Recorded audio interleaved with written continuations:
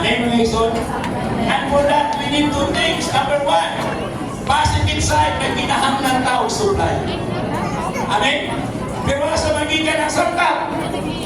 Ang sangkap nagigan sa trono. Amen. Amen, mga igsoon? Kung nangaroon mo doon ay trono, kinahanglan mo na tayo clear sky. Amen, mga igsoon? Kung sa mga clear sky, that means naatay konsensya na walay apat, walay pagtuto, void of offense. Amen, mga igsoon? Nagaliportion yung nag-isulti niya, the story of our sky is the story of our conscience. Kung ang atong konsensya na puno sa pagtuto, ingit ang atong langit. Kung ang kinangan na ko exercise kada ito, to confess, musugin na sa atong mga sala. Musugin na sa atong mga kapakyasan. Musugin na sa atong mga kakulangon diya sa Ginoo. Kung mapahugas na sa iyang pinilululog. Ato malingibuhan na daw. Amen, Lord Jesus. Kumusta man mga igsoon? Kung lang katipundog na malakahan ng atong mga offenses, ato lang ipabungul-bungulan. Ato lang kinay, ato kiniglan. Hindi magsimpi. Because the story of our sky is the story of our conscience. Hindi mo nakalimutan. How clear is your sky depends on how clear is your conscience. And this is very important. Ay kung wala kay clear sky, wala po kay throne. And the throne is the source of the supply. The throne is the source of the living water. And in the river of the water of life that flows out from the throne, there is the tree of life. So kung wala yung trono, wala yung rivers of living water. Wala yung tree of life. So how can you become the same as He is? Impossible. The only way for us to become the same as He is for us to receive the supply. Amen. Kinahanglan yung kamukaon sa kahoy sa kinabuhi. Amen. Tama ko si Kristo. Amen. Kinahanglan yung inom sa tubig. Gikan sa subak sa tubig sa kinabuhi. Amen, mga igsoon. Para ma-reconstitute, para maumulan na pag-usap. Amen, mga igsoon. Kanang sa negative side, as a positive side, na kinahanglan tao sangka. But on the negative side, doon na tayo daghang mga impurities. Kaya tayo daghang mga sagul sa itong mga pagkatao. Manang diri isulti po, no? Katulad ang tao na ang iyang upper is electron niya, ang iyang lower is fire, kalayo. No? So, isulti diri, we need the Lord's visitation. Na kinahanglan na sa visitation sa Ginoo. Kasangag kalayo. Nag-fire to expose us, to search us, to expose us, and to burn us. Sunog na to.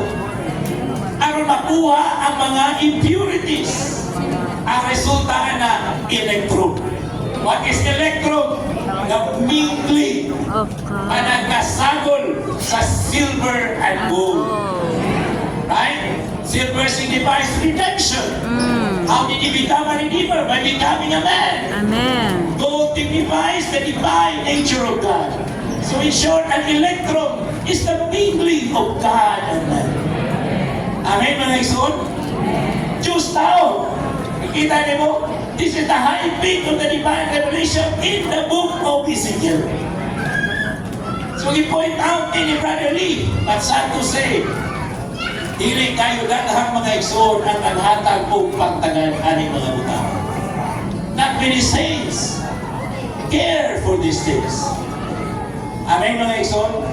So mga bukat kayo ni, kaya naman great need na for a new revival.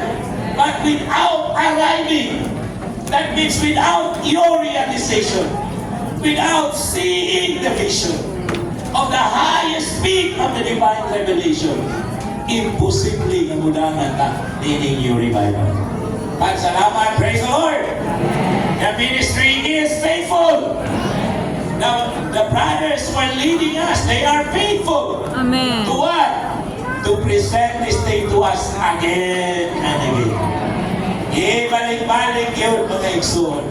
Kay basig karon huwag ka nakuha. Basig sa sunod yan. Amen? Makuha na yun mo. Masabta na yun mo. Ma-appreciate na yun mo. Inihabong na punto sa Diyos ng kamaturan. And it will change your life. It will change your living. It will change your person. It has changed your being. Amen mga igsoon? Sa ako kasi nakiyan, even just this year, dunay daghang mga butang na nausap. Sa ako kinabuhi, bisa karong tuig ka lang. Amen mga igsoon? So there should be a change in us. As we pursue the truth, hindi lang tayo muna bitang MR, nagbasa, pagdahuman sa pagdisband baseball. Pero pagdahuman, maula mangyapon. Wala may kausapan. So in short, on the one hand, wala yung tinuod nga nadugang na elemento sa Diyos sa itong pagkatao. And on the other hand, wala yung tinuod na dealing sa atong daang pagkatao. Sa atong daang elemento. Kung mapadayon ta sa inyo nini mga igsoon, masyak ta ini kabalik sa Ginoo. Amen mga igsoon? Makuratan ka. Kaya nga naman pagkakita na makarealize ka, Lord, dili man na ito pakiuli. I have not become the same as you. Sa 1 John 3, dito si John, when we see Him, we will be like Him.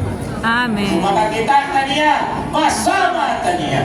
Pero dili ka nang makakita niya anong panahon na masama niya. Nakakagoy daghan. Amen mga igsoon, na magkagod sa ipon tungod sa pagmahal. Tungod sa pagpasok. So, praise the